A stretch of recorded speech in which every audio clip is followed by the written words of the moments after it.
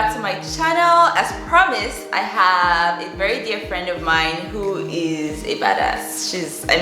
She's also an immigrant who moved from Nigeria and has pretty much made a living for herself, an amazing living, by the way. So I'm gonna let her, tell you about herself and go more detail into your experience and all of that. Sure.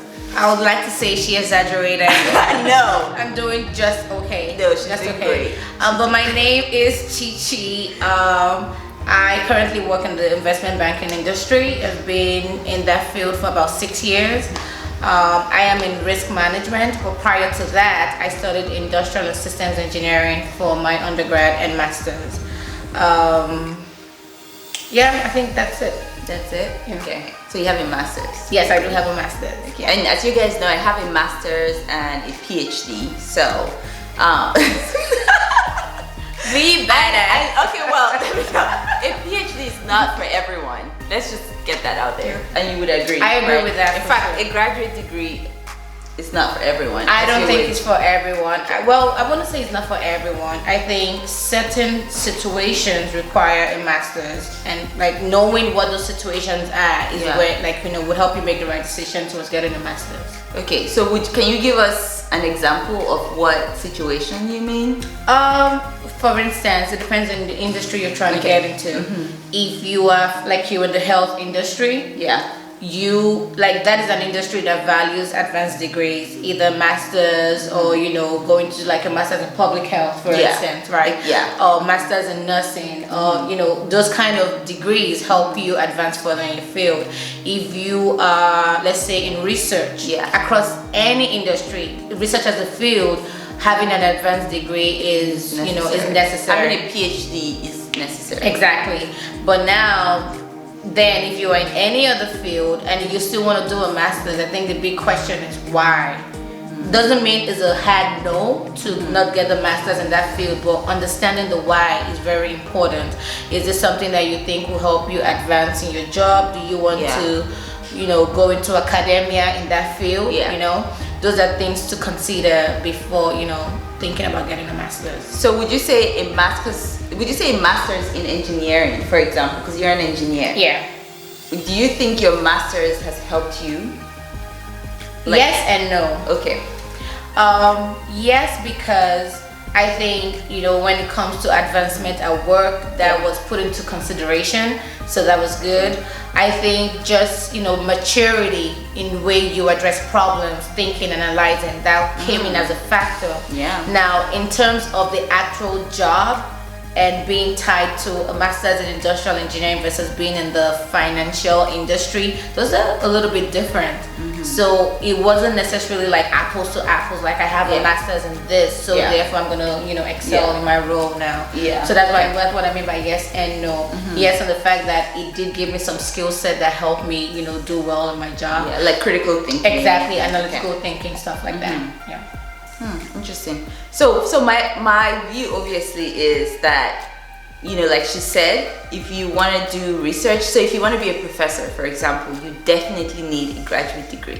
There's no university anywhere that would hire you if you do not have a master's or a PhD. So some universities, for example, would hire you with just a master's to be like an adjunct professor. So maybe teach classes that professors with a PhD don't want to teach. So you're kind of second class if you don't get a PhD. This is in academia though. This is in academia. So because I have colleagues who teach only classes that I would teach, right? So typically they ask me, what classes are you interested in? I pick some classes, and then the remaining classes that all the professors with a PhD, like tenure track, don't want, goes down to the masters, the professors who have only a master's, right? I have a question. So for you, in your example, how do you select those classes? Like, what are the criteria you look at to say, I don't want to teach that one? So it depends. It really depends. So for example, I like to teach a class that I have some personal attachment to, right? So for example, I'm really big on teaching global health. Why? Because I am Nigerian, living in the US, and I feel like, at least in my department, I feel like I am the most equipped to teach global health, right? Not any American, because I've lived outside the US. I've actually worked in a global health organization. So I have a very well-rounded perspective on global health. Okay, so that is like a big thing. Like whenever I'm asked, I'm like, global health, please, global health, right? In fact, now I'm teaching an undergraduate and graduate class called global health. I'm teaching the graduate class global health next summer, so that's really exciting for me. Nice. So yeah, so another class I like is like ethnic and cultural health in the US, because you know, I feel like I am equipped because of my brown skin and so just things like that. That's how I pick. And sometimes let's say I have a big research project going on. I always pick the classes that I feel are very easy to teach. You know, like I'm like, oh, this is gonna be a breeze to teach. So let me just pick that so I can focus on my research more. Okay. So it just depends. So it is nothing to do with like, this is not a good use of my PhD degree, because No. Okay, so that means No. even the professors who just have a master's degree, it doesn't mean they're teaching classes that suck, for lack of a better word. No. I see. Okay. They're teaching classes that the professors really, the smart, like tenured track or tenured professors don't want to teach. For academia, the higher you want to go, the more degrees you want to get. That's what I would Really? So say. so in academia, would you say even after PhD, there's more? Well, degrees? I mean, yeah, like the PhD is the highest, right? You can Oh, get the okay. highest I degree see. you can Yeah, get. So I just mean like the masters and then a PhD. In fact, I have a friend who did a master's, more of a practical master's, then a more research I see. master's, and then a PhD. So she has 3 degrees. So, like for that, what I would say to anyone who is out there asking themselves this question, like, should I get a master's? Like, I got one. I don't necessarily recommend it just, you know, as Just the next cause. step, just because. I would say ask yourself this question: why do I want to get a master's? There could be a variety of reasons. As an immigrant, it could be an easy way to come to the country, right? The legal, clean way, and you're getting an education, you're getting your foot in the door, you're giving yourself at least at minimum 2 years to get, you know, an understanding of how the system in the country you're looking to move to works. So that is a good reason to consider a master's. Another thing is, what do I want to do with that degree once I have it? Yeah. Do you want to get a job? What kind of job is that? Is it going to be an entry level? Now, some jobs, because you have a master's, they don't start you out as entry level. They give you maybe 1 level in. So that's also, you know, an advancement in your career. So that's a good one. Some people might already be working and they're already in the workforce, but maybe it's not going well for you at work. It doesn't look too good. You don't want to end up being cut up, and you're thinking of a plan B to go back to school to get a master's. That's another reason people say, okay, you know what, I need time to figure out what next I want to do. In the meantime, I'm going to go get a master's. Now, that is not the best of reasons, but I can understand why that would be something to consider, especially when you have to think about keeping yourself in status while in a country that you are an immigrant, that is, maybe you don't have the necessary permanent residency or citizenship to be in that country. So those are factors to consider. But then you want to think about, so I think the main thing is thinking about beyond the masters. Because if you just think about getting the masters, you're not looking after it, then you can make mistakes. You could be getting the masters in the wrong field. So think about, what are you passionate about? What do you like to do? What do you want to do? In terms of pay, you know, what kind of role would I be getting after I get my master's? Would I get a good job that pays properly? Would I get a job that maybe it's not about money, maybe just about passion? Would I be able to get into the field that I'm really passionate about with that master's? So those are the kind of things that you want to put in mind, and then say, okay, now that I have all my ducks in a row, I know exactly what I want to do once I get this master's, or I do need 2 years to figure out what I want to do next, and in the meantime, instead of just waiting around, I might as well get a degree in this field because I've always been interested in it, or it's something I've always set a goal for myself to do. Yeah, I like that you mentioned being an immigrant and trying to figure out what to do next, right? So sometimes sometimes we have a lot of immigrants, especially in the US, have by force PhD, right? Because you come to the US, you get into the US for your master's, then you can't get a job after your master's. So that's called the by force PhD, by force doctor, because then the next step is to get a PhD, because that's what's going to keep you in the country, right?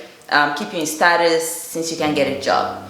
And so it's very tricky, because some people end up getting a PhD and loving it, right? Because they're like, oh, I PhD, never. I just want to get into the market and make money, right? But then you can't get a job after you graduate from your master's.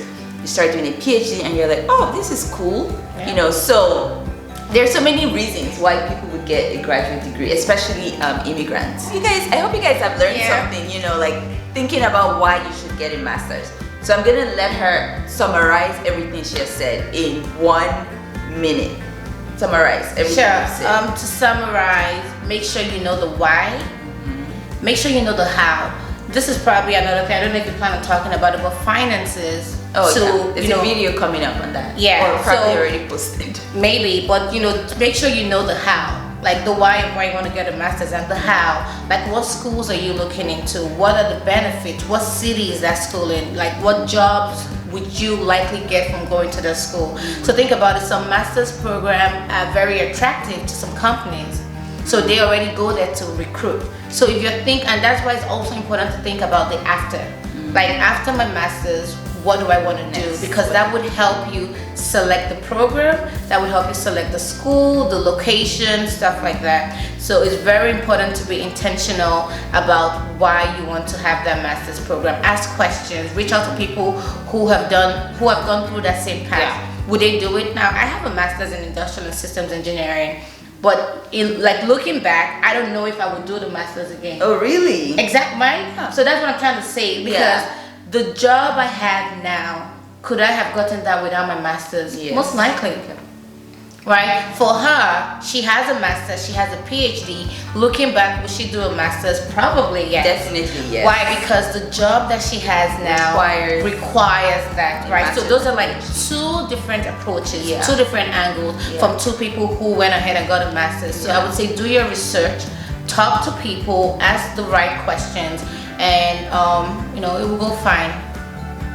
Cool. Thank you so much for killing it. Thanks for having me. I hope you guys learned something from this conversation. If you didn't, it's her fault. Well, she's gonna be a regular here, so you know. So I am? For sure. Yeah, you're in my intro video.